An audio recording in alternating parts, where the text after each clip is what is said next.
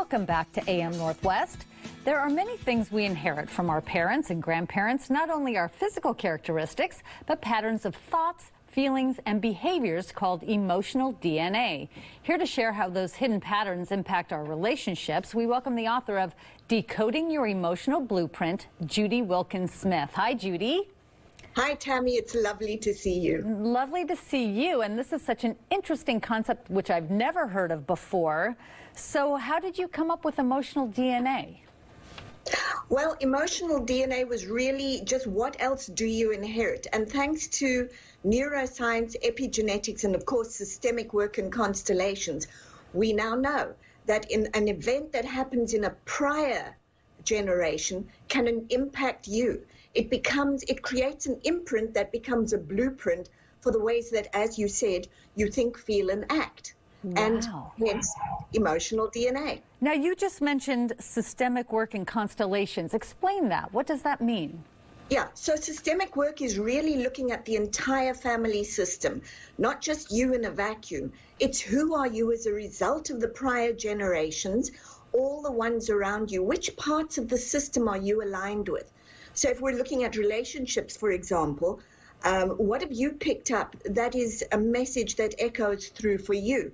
And so we look at the entire system in that context. Oh, that's so interesting. And you say there's scientific evidence of emotional DNA? Yeah, there are many studies that have now been done, thank goodness, to show that not only are these imprints created that become blueprints, but neuroscience also shows you, and systemic work does, how to change that from what is to what's possible. So yes, there are many studies that have been done to support this and to show that it begins to influence from one generation to the next. So it doesn't just sit with the originator, it flows on down. That's so interesting. So what do you think about, like, for example, you see how your mother behaves and you don't want to be like that. So don't you have control over how you behave? If you see an example, or is that not, am I not getting it? Oh, no, you're great. Okay. In fact, you would think so, but how often do you say, I open my mouth and out comes my mother? Oh. And the reason for that is you're aligned subconsciously with a pattern that says do it this way, and consciously you'd like to do something else. But often with the generations of the same pattern, the pattern gets louder and louder and louder because it's asking you to look at it. And so because it's asking you to look at it, you have the push-pull. You have your loyalty to or alignment with the older ways and a real deep desire to do something different. And the beauty is you're the change agent. You're actually the one who can do it.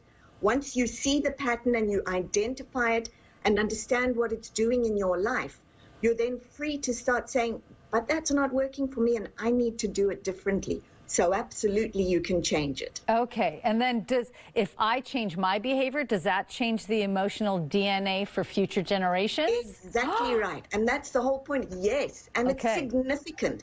You could start off with you saying, I don't trust men. Where did that come from? Well, there's a history of that in the family. I don't want to be like that. So who can I trust? How do I trust them? Where did that first mistrust come from? Is it relevant for me now? No, it's not. Okay, so what am I going to do? One new thought, one new feeling, one new action that says we're changing this up. And of course, when your children see you doing it differently, they begin to align with that DNA. So absolutely, you are changing it going forward. That's so nice. So how do you identify a relationship pattern that's in your emotional DNA? Is there something to look for? Yes, there is. The places you get stuck and the places you get really frustrated or angry. Go and have a look at those and ask yourself, where did I first start saying that or feeling that or experiencing that? And who else in the family might have had something similar? In which case, does it belong to me or am I just faithfully nurturing it through another generation? That's how you would look for it. And then to change it, it's to follow your heart's deepest calling, which is, I really, really want to do well with relationships. Okay, what do I need to do that's different from what's being done now? And again, it's just that step at a time, and before you know it, you've changed yours and you've changed it going forward. That's great. So I'm guessing that you work with clients to help them overcome their emotional DNA patterns that they don't like? Do you Actually, to assimilate the ones that they don't like, because those have got clues to where you're wanting to head. So you don't want to get rid of them. You want to understand them because they're wisdom. But yes, I work with a lot of clients to then say, and then what? How do we shift this up?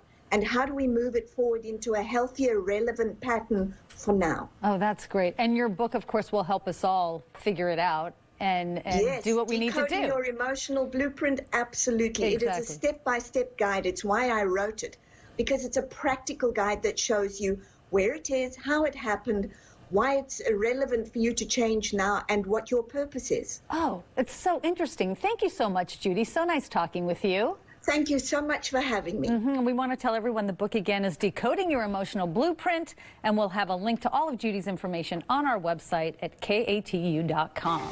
And we will be right back.